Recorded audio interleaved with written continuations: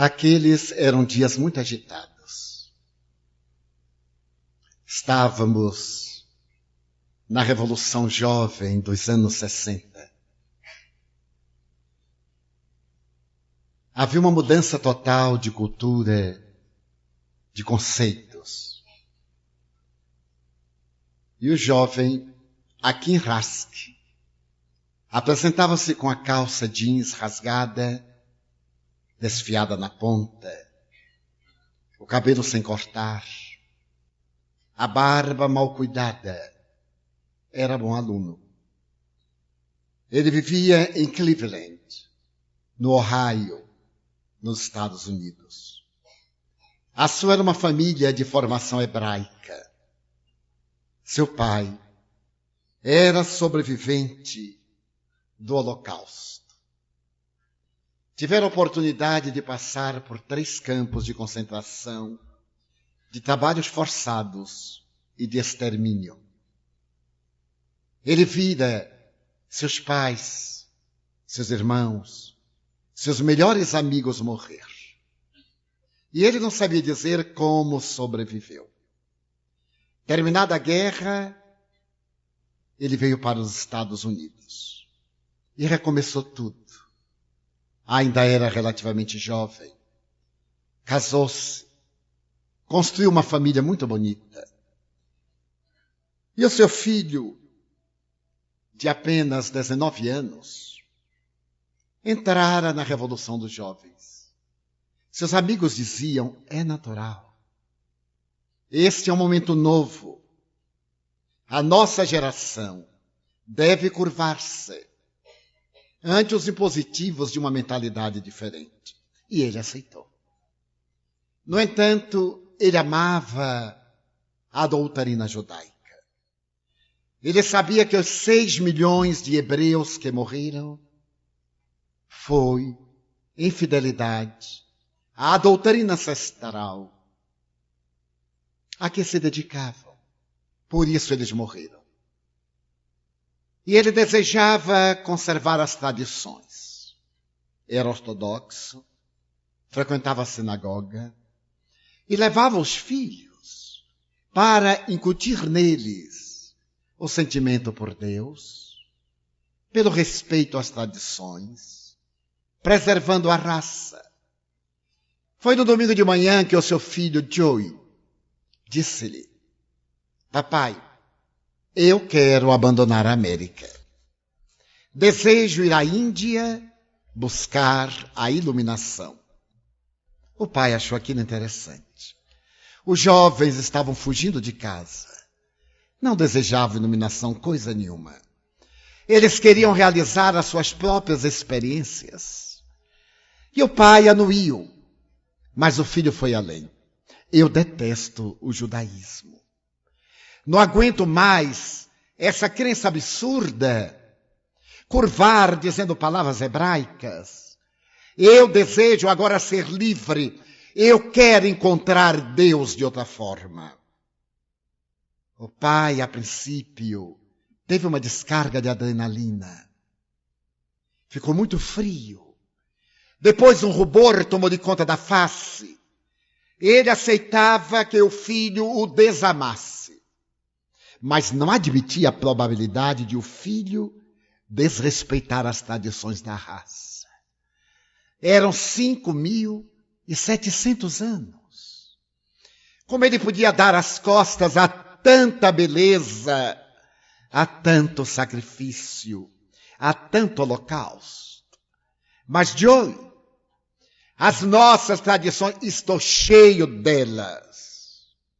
Então, não volte aqui nunca mais. Já que você vai à Índia, fique na Índia.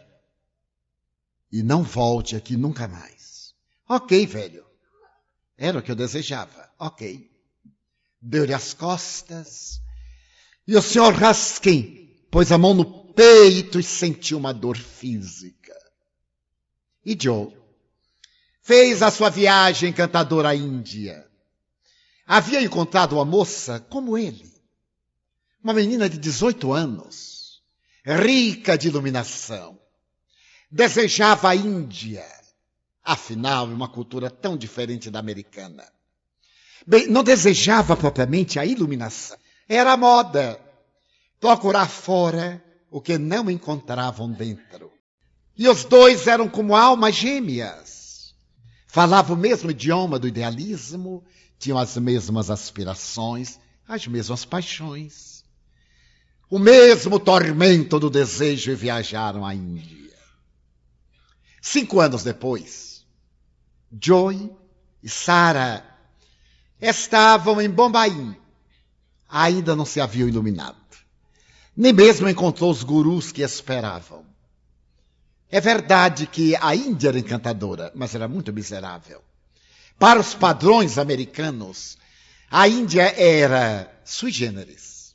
Para visitar, não para morar. E 5 anos depois, em Bombaim, eles estavam um tanto frustrados.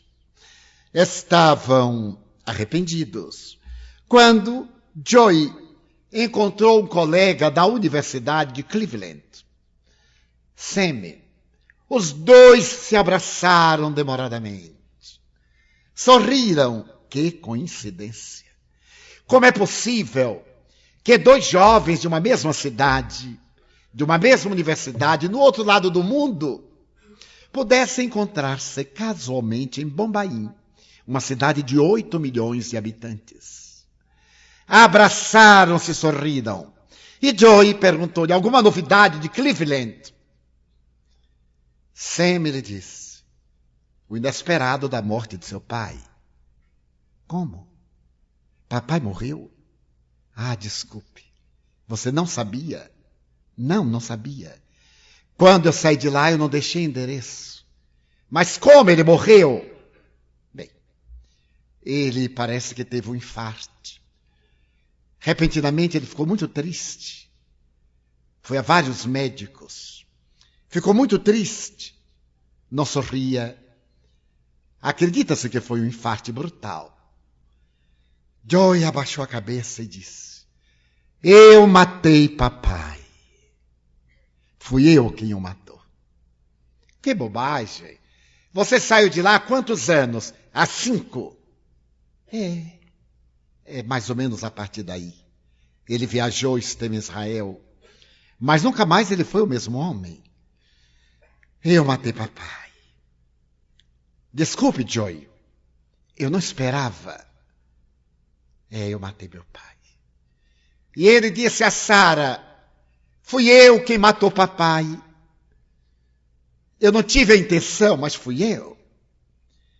Naquela idade, a incerteza da vida, a juventude, fui eu quem o matou. Eu desejo agora, eu não sei o que fazer. E Sarah lhe disse: mas você é louco? Não é esse o homem que eu conheço? Eu também não me conhecia. Eu não sou a pessoa que eu pensava que me conhecia. Não sei o que fazer. E no dia seguinte, tenho que viajar a Israel. Mas você enlouqueceu, Joy? Voltar às raízes. Voltar às raízes. Eu tenho que voltar a Israel. Mas e o nosso amor? Se você me ama, eu vou voltar a Israel. 3 dias depois, os dois haviam chegado a Tel Aviv, a moderna capital de Israel. E 2 dias após, eles estavam em Jerusalém, a velha Jerusalém.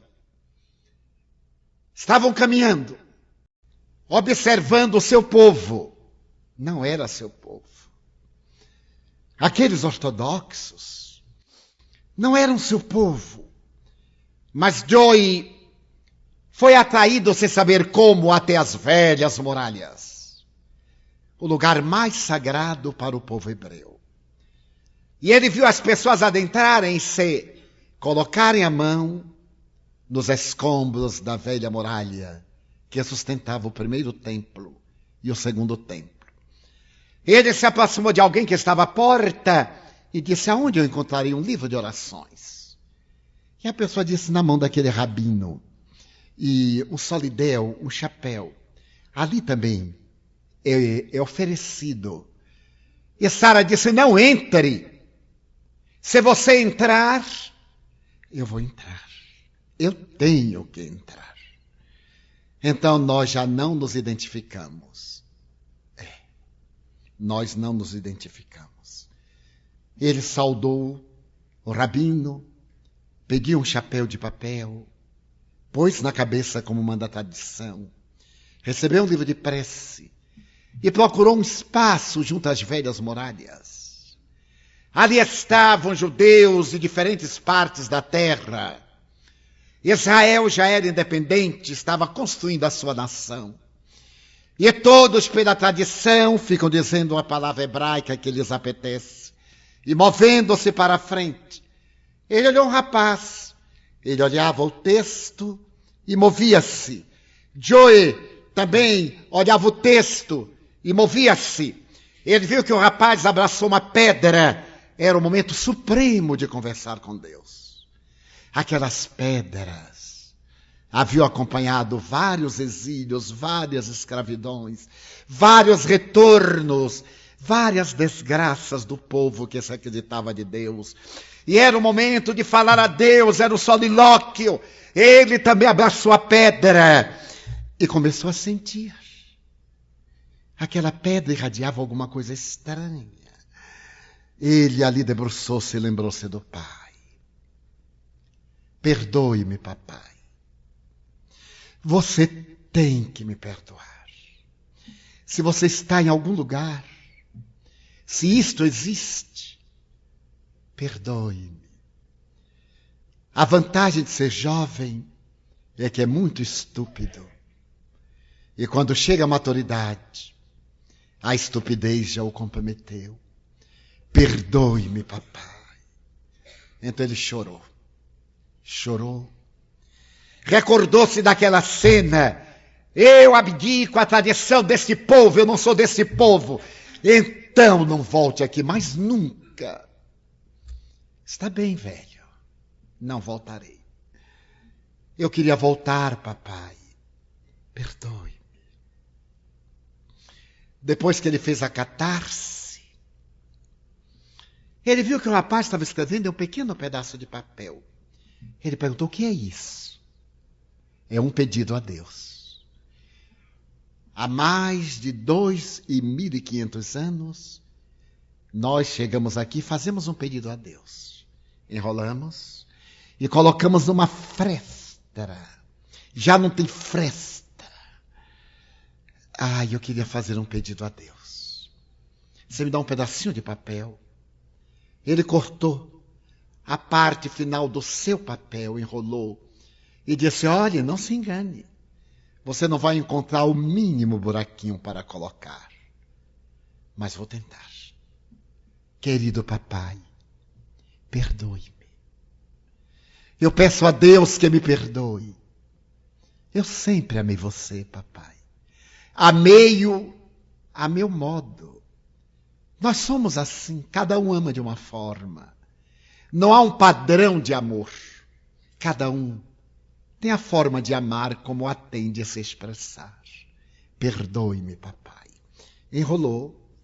E durante 1 hora, ele ficou olhando a velha parede de cima a baixo, até que encontrou um orifício.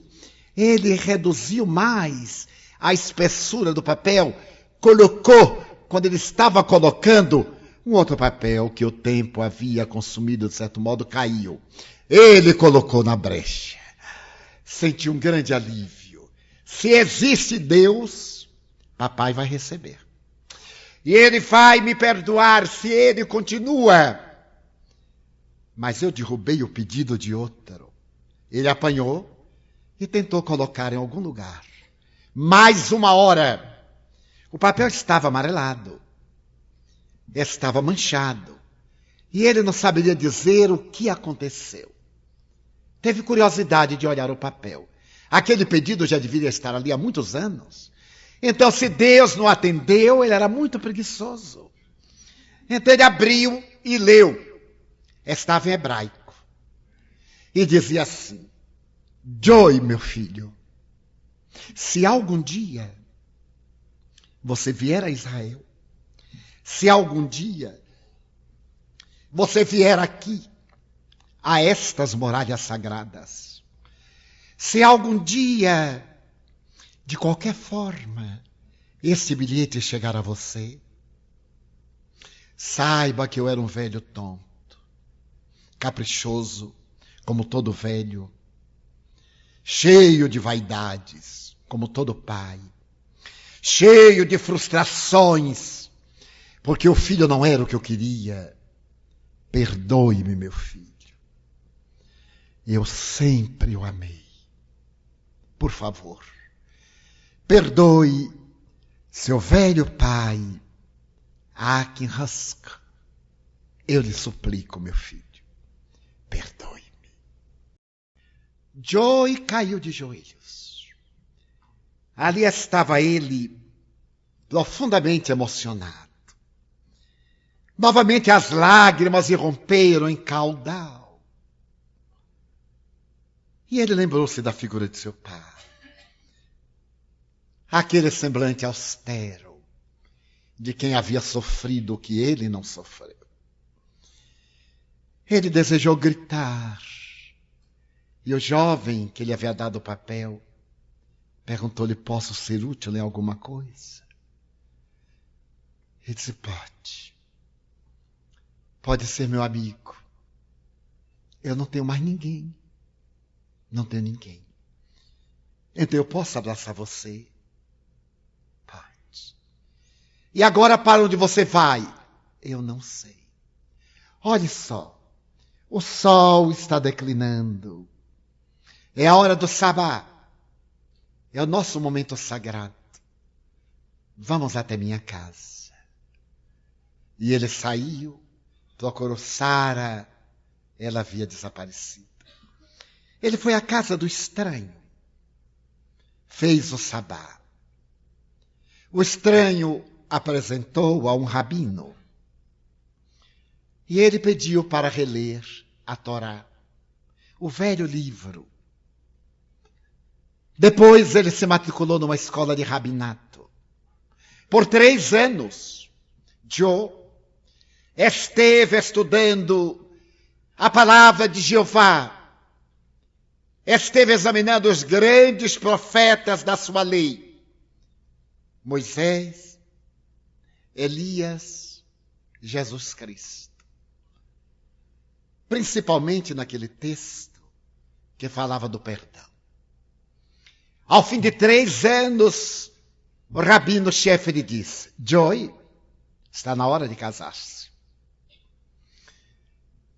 Deus disse a Abraão que os seus seriam filhos tão multiplicados como os grãos de areia de todas as praias do mundo. E é necessário casar-se. Tá bem. A minha mulher é uma grande casamenteira. Você não gostaria de fazer amanhã o chá às 5 horas em nossa casa, para que minha mulher lhe conheça? Eu vou falar com ela mais ou menos como é você. E eu tenho certeza que ela vai arranjar uma namorada, essa coisa de mulheres. Não podem ver um homem solteiro. Logo, se ele é bom, para a sua filha. Se ele não é grande coisa, para a filha de uma amiga. É coisa de mulher. Ela não tem filhas. Nós não temos. Então você é uma grande coisa, ela vai arranjar você para, naturalmente, uma irmã dela, qualquer coisa. Eles riram. No dia seguinte, às 5 horas, Joe ali estava automático para fazer o chá. A senhora era uma simpatia. Havia nascido para casar os filhos dos outros com as filhas dos outros. Quando ele chegou à sala de chá, ela disse: meu marido me falou que você está querendo casar-se. É assim que as mulheres fazem. Elas trocam tudo. E colocam na boca dos outros o que elas acham que os outros deveriam ter falado. Pois eu encontrei entre as minhas alunas a mulher ideal para a sua vida. Ela está esperando aqui na saleta. Vou apresentá-lo formalmente. Ele entrou na saleta e quando a moça se voltou, era Sara. Você aqui? E você? Eu fiquei para auto-perdoar-me. E eu fiquei para que um dia você me perdoasse. Seu perdão, o meu perdão. Depois que você foi para as muralhas, a vida não tinha sentido para mim. E eu fiquei vagando. Bem, já que eu estava em Jerusalém e não tinha passagem de volta, afinal, não me custava nada fazer qualquer coisa. E eu fui olhar as tradições desta raça e comecei a me identificar. Depois eu vi a propaganda de uma escola rabínica para jovens moças. Não tinha nada que fazer, matriculei-me. Pelo menos eu ia aprender o Yiddish, que era uma língua a mais para mim. E me fascinei com a tradição do nosso povo. E aqui estou. E graças a Jeová, você aqui está. Casaram-se. Não tiveram filhos como as areias da praia, mas tiveram filhos. O fascinante dessa história é a coincidência. São as coincidências. Como é que ele pôde sair de Bombaim a Tel Aviv, a Jerusalém, e colocar na fresta do muro o seu pedido onde estava o perdão de seu pai? E depois ele ia estudar na mesma escola em que Sara fora estudar no setor feminino. Então ele compreendeu que, bem em verdade, não era uma coincidência. Era a forma como Deus se ocultava para dizer: eu estou aqui. Joana de Ângeles costuma dizer que a coincidência é a presença discreta de Deus, adrede programada para dar certo na hora exata e nas circunstâncias ideais. E o jovem disse a Joy: posso abraçá-lo? Abrace. Meus queridos irmãos, que o Mestre amorável de todos nós esteja conosco e nos abençoe. O nosso seminário, perdão e auto-perdão, além da proposta em si mesma, é autoterapêutico. À tarde, deveremos sair daqui luarizados. E amanhã, deveremos sair daqui totalmente pacificados. Ouçamos o que diz Jesus. Preferi ler o texto para que todas as palavras, embora eu saiba de memória, sejam preservadas. Mateus 18, versículo 21. Então Pedro, aproximando-se dele, perguntou: Senhor, quantas vezes eu devo perdoar aquele que pecará contra mim? Até 7. Jesus lhe respondeu: não te digo que até 7, mas 70 vezes 7 vezes. Por isso, o reino dos céus pode comparar-se a um certo rei que desejou fazer contas com os seus servos. E começando a fazer contas, foi-lhe apresentado um que lhe devia 10.000 talentos. E não tendo ele com que pagar, o seu senhor mandou que ele, sua mulher e seus filhos fossem vendidos, com tudo quanto tinham, para que a dívida se lhe pagasse. Então aquele servo, mostrando-se, reverenciava-se, prostrando-se no chão, dizia-lhe: Senhor, sê generoso para comigo e tudo te pagarei. Então, o senhor daquele servo, movido de íntima compaixão, soltou e perdoou-lhe a dívida. Saindo, porém, dali, aquele servo encontrou um outro conservo, que ele devia 100 dinheiros, uma importância miserável. E lançando mão dele, sufocava-o, dizendo: paga-me o que me deves. Então seu companheiro, prostrando-se a seus pés, rogava-lhe: seja generoso para comigo, e tudo te pagarei. Ele, porém, não quis, antes foi encerrado na prisão, até que pagasse a dívida. Vendo, pois, os seus conservos o que acontecia, contristaram-se muito e foram declarar ao seu senhor tudo o que se passara. Então seu senhor, chamando-o à sua presença, disse-lhe: servo malvado, perdoei-te toda aquela dívida porque me suplicaste. Não deverias tu, igualmente, ter compaixão do teu companheiro, como eu também tive misericórdia de ti? E indignado, o seu senhor o entregou aos atormentadores, até que pagasse tudo o que devia. Assim vos será também. E assim vos fará meu Pai, se de coração não perdoardes, cada um a seu irmão, as suas ofensas. Mateus, capítulo 18, 21 e seguintes. Durante o seminário, nós iremos trabalhar o auto-perdão destes 5 sentimentos negativos e o alo-perdão. Perdoar aqueles de quem nós temos ressentimentos. Sempre ouvimos dizer que perdoar é um ato de esquecer o mal que nos foi feito.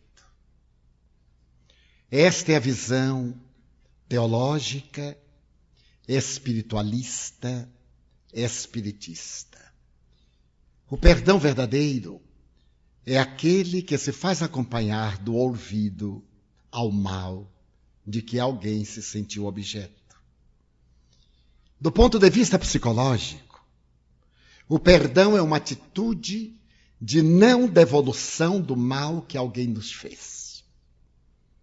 Disse Jesus: fazer ao próximo o que desejar que o próximo lhe faça. Se nós não desejamos ser feridos, não firamos. E se alguém nos feriu, não lhe devolvamos a ofensa, a mágoa, o mal que nos fez. Do ponto de vista da psicologia profunda, perdoar é não conservar a ideia perturbadora, procurando recapitular o momento infeliz. Todos, sem exceção, naturalmente, eliminando-se a presença de Jesus, somos muito sensíveis à gentileza, à bondade, e muito sensíveis à aspereza, à ingratidão, à rebeldia. O perdão, na visão da psicologia profunda, é dar o direito a cada um de ser como é e conceder-nos o direito de sermos como estamos. Se o nosso próximo é assim, não irei mudá-lo. Mas se eu estou assim, tenho o dever de modificar-me para melhor. Não lhe posso impor que se modifique, porque as minhas palavras serão apenas propostas, diretrizes da pedagogia do bem para ele, que se não estiver em sintonia, não a vai aceitar. Mas eu que estou desejando ser feliz, tenho a psicologia da minha autotransformação. Então eu nunca revidarei mal por mal. Procurarei sempre retribuir com todo o bem. Quando alguém me calunia, e eu lhe dou esse direito de ser caluniador, porque ele é um caluniador, não me posso permitir ser igual a ele, descer ficando com raiva. Porque toda vez que eu fico com raiva, a pessoa está me manipulando. E eu não deixo ninguém me manipular. Eu não posso permitir que um desequilibrado me oriente. Sou eu a pessoa saudável.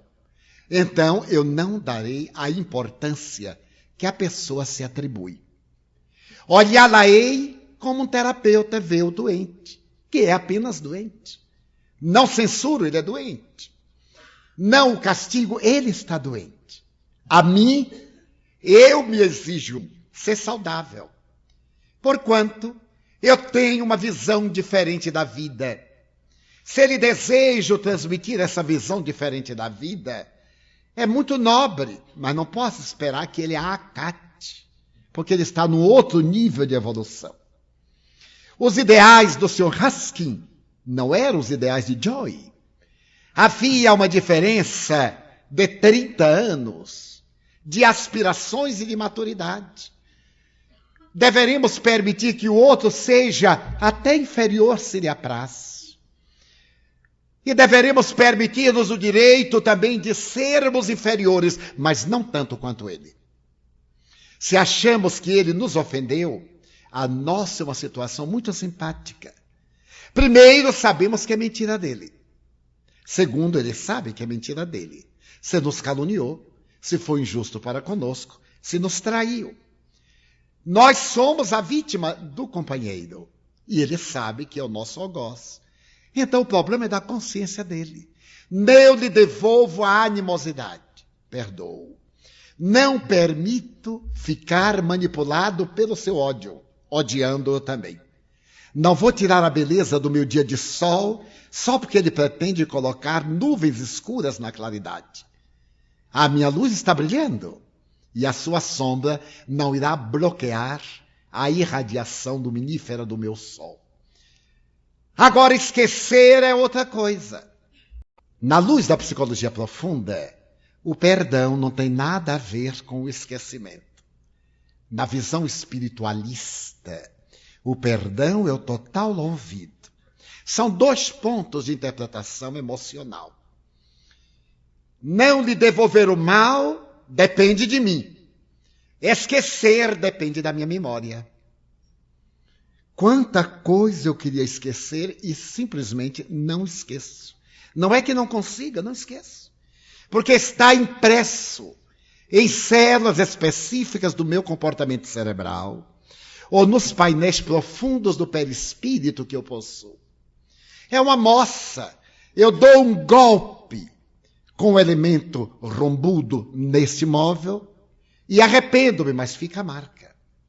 Até que o tempo, a lixívia do tempo corrige e então eu passo uma massa e recomponho, mas não de imediato. Eu posso reconhecer que não deveria ter feito, mas esse reconhecimento não tira o dano que eu causei. Então, à luz da psicologia profunda, o perdão é exatamente não devolver o mal. Ninguém suponha que o perdão é esquecer do primeiro momento. À luz da psicologia profunda, tenha raiva. Faz muito bem, mas não conserve a raiva, que faz muito mal. Se alguém nos diz uma coisa grosseira, temos um choque. É fisiológico. A emoção nos obriga a derramar enzimas na corrente sanguínea e nós reagimos.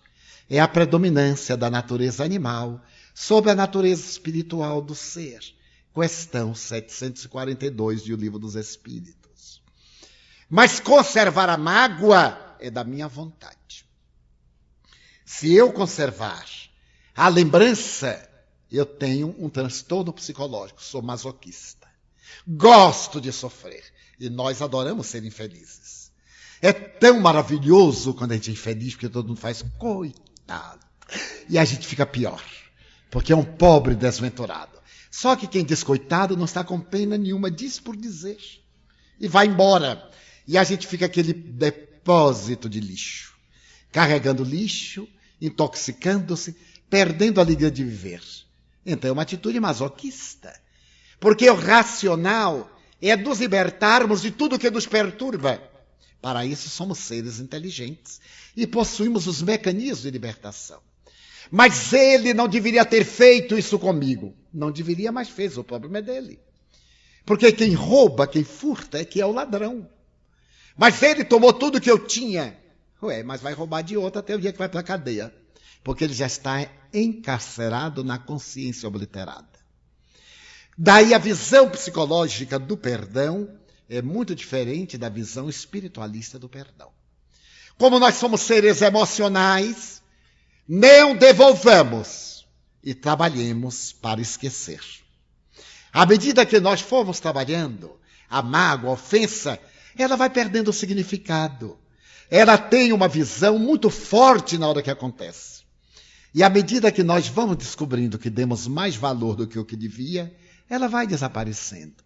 Numa hora em que nós estamos de bom humor, ouvimos até desaforo dizendo, você sabe que você tem razão? Na hora que nós acordamos de mau humor, quem quiser que olhe de lado, quem te pergunta, qual é o caso? Não é o ato em si, é conforme nós recebemos o ato. Vai depender de nós como recebemos um presente. Na história da mediunidade, ressalta uma dama notável.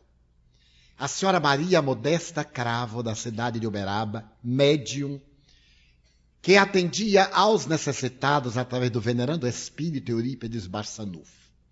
Dama de alta sociedade no seu tempo, na época do Zebu, anos 30, 40, ela passou a ter manifestações estranhas.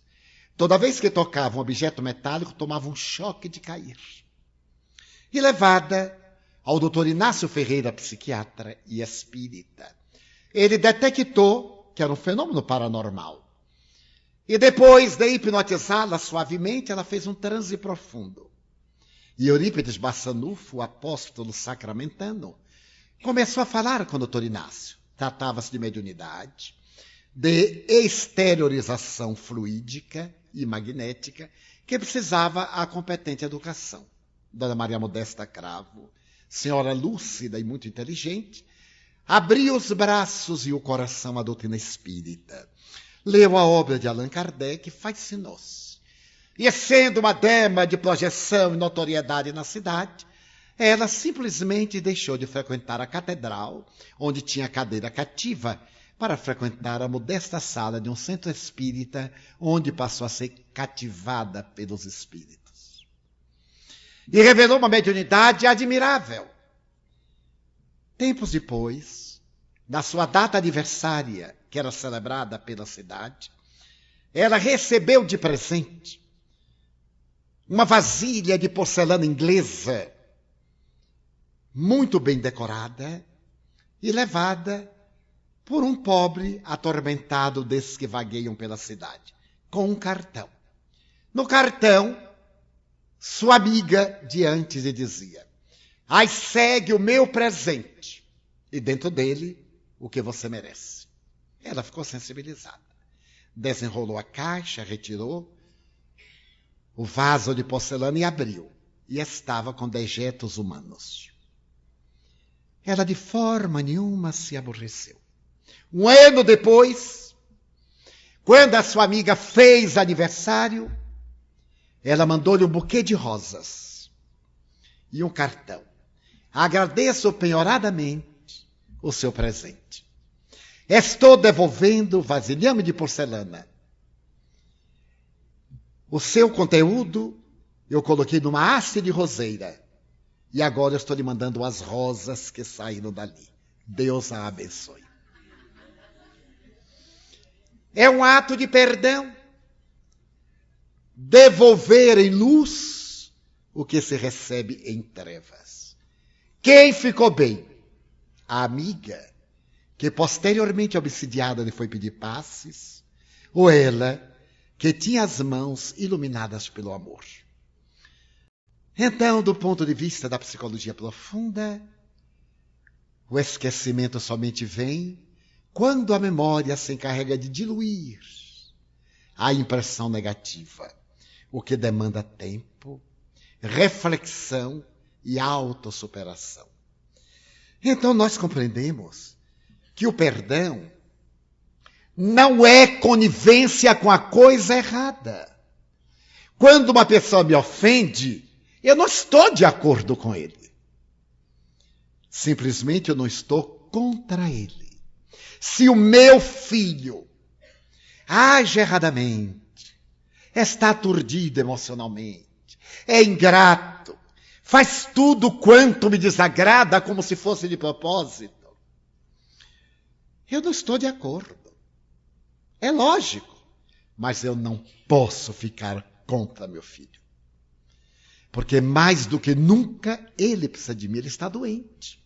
Não é normal, isto é, não é saudável uma atitude assim.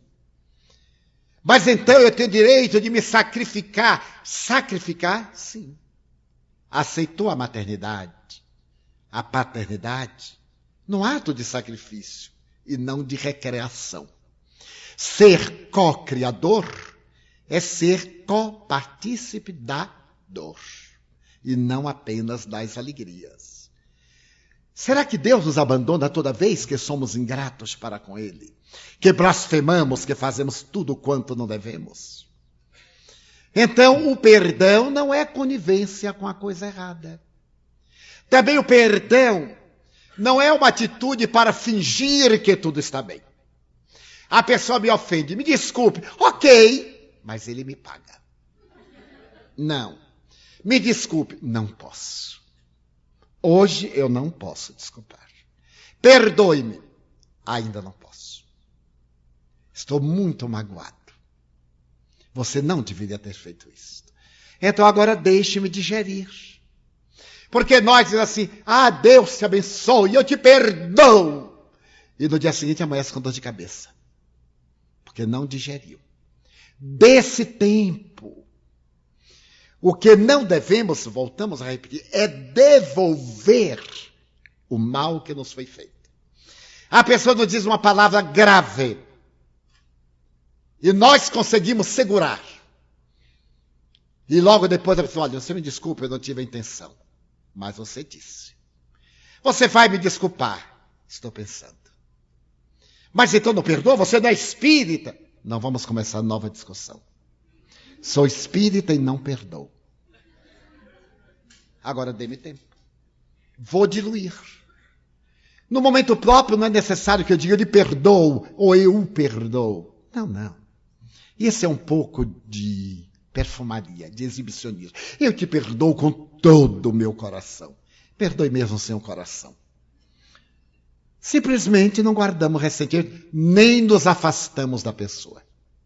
Porque te perdoa, mas com ele nunca mais. Não. Quem me fizer, faça bem feito, porque nunca mais. Nada disso. Quem me fizer, faça, continue fazendo, porque o problema é da pessoa. Com a minha atitude de perdão, eu não a vou modificar, eu vou tornar-me melhor. Isso é diferente. O meu problema não é ainda com ele, é comigo. Se eu me não amo, jamais eu o amarei. Se eu me permito viver contrariado, estar sempre com ódio, irascível, ressentido, como é que eu vou amar a ele, que é a causa do meu ressentimento? Seja gentil com você. Não, eu me mereço. Eu mereço ter uma vida melhor. Não é meu filho, não é minha mulher.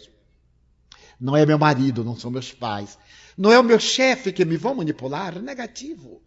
Chegar ao escritório, bom dia, não vejo porque este dia é tão bom. Ok, mas eu vejo, tchau. Não vamos agora provar que o dia está bom para ele. Não está. Ele teve uma noite mal dormida e teve uma descarga de bile, está de mau humor. Não adianta, é um fenômeno fisiológico. Nada tem a ver com a vista. Conta-se que um padre era muito rebelde. Mas era de uma rebeldia que se tornou insuportável. E queixaram ao Papa. E o Papa disse, mande-o ao Vaticano. E eu vou colocá-lo como meu secretário particular e vou domá-lo. Vou dobrá-lo. Veio o curita e o Papa lhe disse, diariamente, você tem que bater na porta do meu quarto, às 7 horas da manhã, e dizer-me, santidade, são 7 horas. O café está servido e o dia está lindo. Entendeu? Sim, santidade. Diariamente. E o padrezinho chegava, santidade, são 7 horas, o café está servido e o dia está lindo. E o Papa respondia: já sei, meu filho, os anjinhos me contaram. Todo dia. E o padre foi ficando cansado. Já sei, meu filho, os anjinhos me contaram. E um dia, santidade, são 7h. O café está servido e o dia está lindo. Já sei, meu filho, os anjinhos me contaram. E o padre: que anjos fajutos, hipócritas, degenerados. São 9h, não botei o café e está chovendo.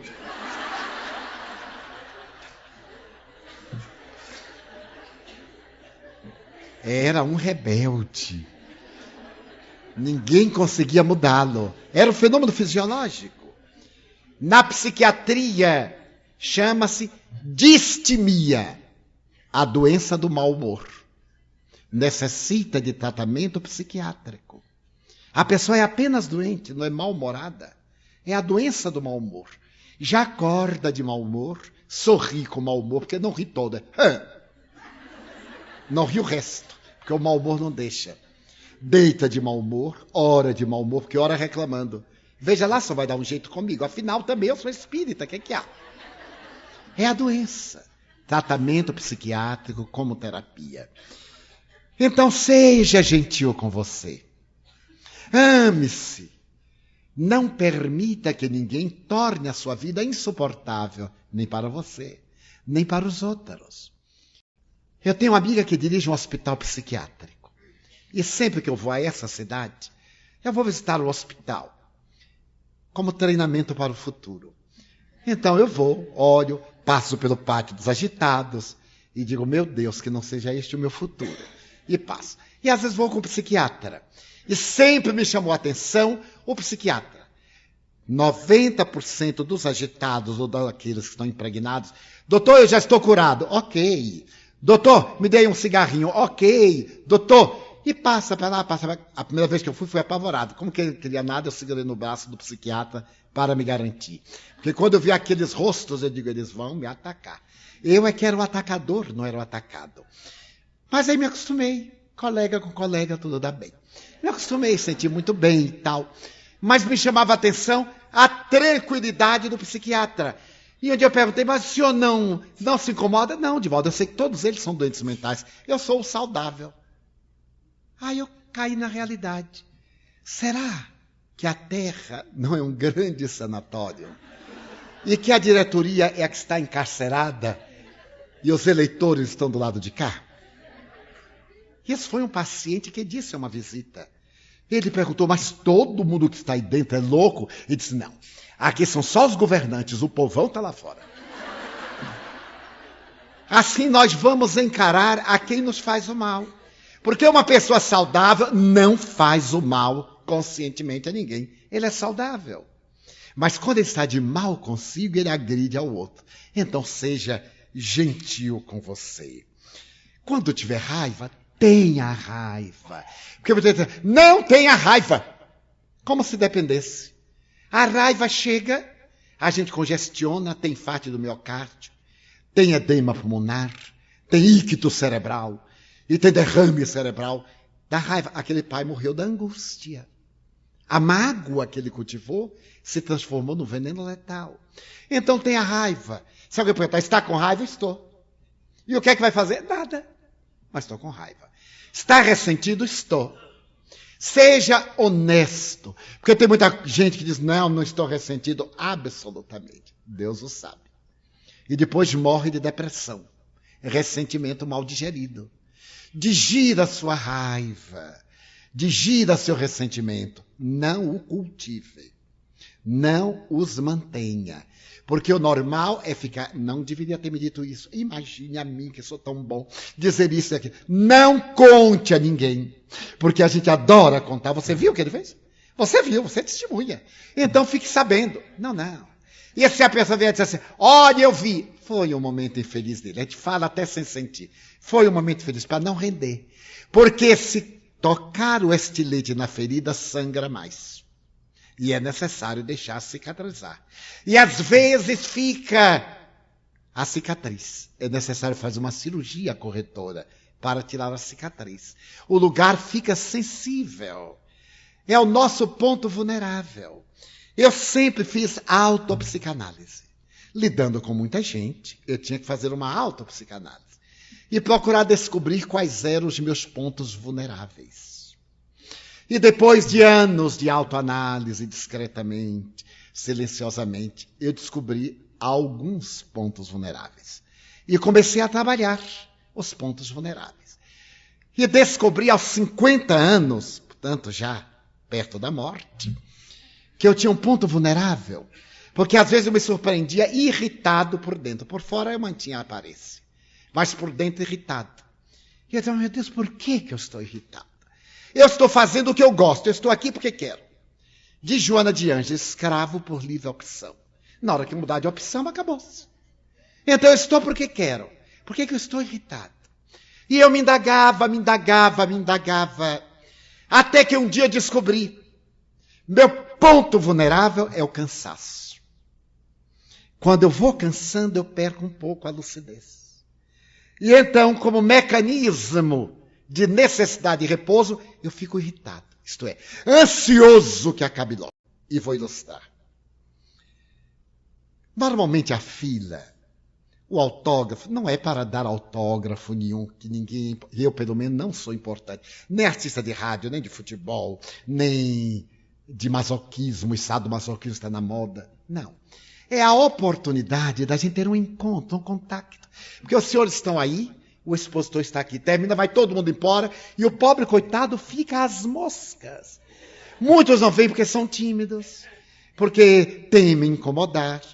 O autógrafo, o aperto de mão, é uma oportunidade de um contato ligeiro. Não é para um discurso, uma confissão auricular. Não, é um contato. Olá, para que nós nos conheçamos, para que aperte a mão. Pessoas vêm, às vezes, até mim, geladas. Ai, seu Edivaldo, eu sou tão tímido. Qual nada, senta aqui, vamos lá. Então, é o interrelacionamento, é a fraternidade que nós pregamos para os outros. E, naturalmente, lá na Mansão do Caminho, às vezes, eu começo às 6h30, e à 1h30, 2 da manhã, ainda estou em pé. E noto que fico cansado, é inevitável. E quando eu olho que a fila ainda está grande, vai me dando ansiedade. E aí eu começo a ficar irritado. Eu descobri. Então eu digo assim, é só você dizer, me desculpe, mas agora eu vou embora. Não tem por que ficar irritado. Então eu vou fazendo a minha autoterapia. Vê a pessoa sorrindo, eu digo, veja, tão ingênuo, mal sabe que eu estou indisposto. Eu não posso estar indisposto, porque eu estou aqui porque quero. E a pessoa sabe que eu gosto. Aí eu mudo. O cansaço desaparece, porque a pessoa estimula uma nova carga de adrenalina, de cafeína, e aí a gente se renova. Então eu me dei conta do seguinte. Certo dia eu já estava cansado. Tinha viajado toda a noite numa excursão de outro país. Fui à palestra e a fila, parece que Jesus disse, é hoje que você me paga. Não acabava nunca. E foi o dia que eu disse assim, meu Deus, não venda livro não, por favor, não venda livro. Hoje que o povo vê sem dinheiro, sem talão de chefe, sem cartão, sem nada. Só para dizer, oi, Edivaldo, oi. Porque agora até a saudação é sofrida. Antes era, como vai, Vossa Excelência? Mas ficou muito grande. Como vai, Vossência? Ficou ainda muito grande. Como vai, Vosmecê? Como vai, Vamecê? Como vai, você? Como vai, você? Como vai ser? Oi, oi. É o mundo dos sofridos. Então, eu estava já no oi, oi. Quando eu olhei a fila, e aí eu dei um toquezinho para a pessoa que me ajuda para acelerar, e eu fiquei assinando. Nisto parou uma senhora, o anjo bom. Ela parou e me disse, pelo menos me olhe. Eu caí da cadeira. O sangue foi, voltou, não sei para onde ele foi, se transformou em água, não sei o que é que deu. Eu gelei, aqueci, aí preparei o meu melhor sorriso. E ele disse assim, muito obrigado. Por quê? Você acaba de me ajudar numa pesquisa de há 30 anos. Ela não entendeu nada, mas era isso que eu queria, não precisava entender. Eu disse, a senhora agora me fez descobrir um detalhe da minha conduta. Estou olhando para a senhora. Pois é, senhor Edivaldo, a gente vem aqui para olhar para o senhor de perto, porque a gente vê o senhor de muito longe. Sabe que o senhor é até melhorzinho do que de perto? Ela disse ao contrário, de longe o senhor é melhor do que de perto. Mas eu agora mudo. Miguel está pensando o quê? De perto é muito melhor. Então eu disse, agora aperte minha mão. Mas aperte minha mão. Mas, senhor Divaldo, você está cansado? Eu digo, estava. Agora com a senhora já não estou mais. Mas que bom conhecê-la. Como é o nome da senhora? E tal, e tal. E daí por diante, o resto da final toda falou, porque eu estava demorando com ela. Porque a humanidade é assim. Não dá chance. Então, daí por diante, cada um que chegava, eu, olá, como vai? E tal. E a pessoa dizia assim, que bom que você está conversando comigo. Eu digo, vou ter que conversar com toda a fila. Mas eu fiz a minha catarse. E que bom. Agora, senhor Divaldo, o senhor está com... Eu não, eu estou sentado, você que está com pressa. Eu queria falar com o senhor, mas tem muita gente. Eu não vou sair daqui agora. Só quando acabar o derradeiro. Não, mas tem muita gente. Outra vez, eu digo, você é que não quer falar. Mas como me fez bem. Então eu descobri um ponto vulnerável. Agora, pode vir o cansaço de quebrar. Quando ele chega, eu digo, aguenta aí, porque está programado. E eu estou porque quero. Nunca mais eu me senti cansado. Adivinha um pouco de estafa física. É normal viajar 14 horas no voo Frankfurt, São Paulo. Saltar, pegar um automóvel e ir a uma outra cidade 4 horas.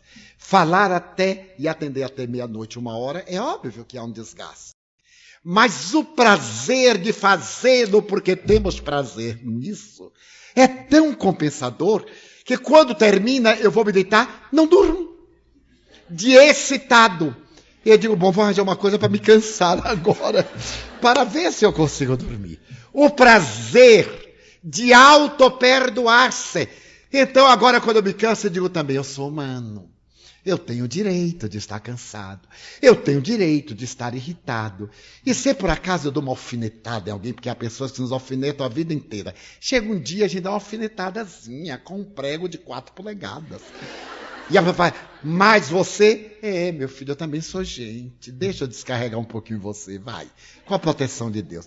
Notem como o auto-perdão e como o perdão fazem-nos bem, é terapêutico. Não é levar o mundo a sério, arrostar as consequências de um mundo hostil, lutar contra a correnteza. Não, morre na praia. Não há nenhuma vantagem atravessar o oceano e morrer na praia quando está dando braçadas na areia. Antes tivesse morrido no oceano, não gastava tanta energia. Daí seja gentil com você. Ame-se. Não deixe ninguém maltratar você. Gandhi costumava dizer, eu não aceito a ofensa de ninguém. Porque quando a pessoa me ofende, eu simplesmente não aceito. Eu dou o direito da pessoa ser agressiva, mas não me permito o direito de revidar a agressão. Não é fascinante? É o perdão ao outro, porque o outro é assim, e nós não somos assim. Desta forma, a raiva é uma reação nervosa do sistema nervoso central. O rancor é um sentimento inferior que nós conservamos. A raiva, a ira, é semelhante a uma labareda, um raio. Pode provocar danos terríveis, porque é inesperada. O rancor é calculado, é programado. E é necessário que aprendamos a colocar um para-raio para canalizar para a terra e evitemos o tóxico do rancor, porque este rancor nos dá prazer. Eu vejo, às vezes, entre companheiros do ideal espírita, quando alguém que não é simpático experimenta uma prova, a pessoa sente-se bem. Eu já esperava. Quando eu não faço, Deus faz por mim. Olha, isso aqui é tipo de vingança. Porque Deus é pai dele, do outro ele é só padrasto, porque Deus é divorciado. O outro é filho do primeiro casal, não é de Deus não, é de outro casal. Nossos conceitos de mecanismos de vingança. Evite o rancor. Não tenha prazer na infelicidade de alguém. Aprenda a ter prazer na felicidade.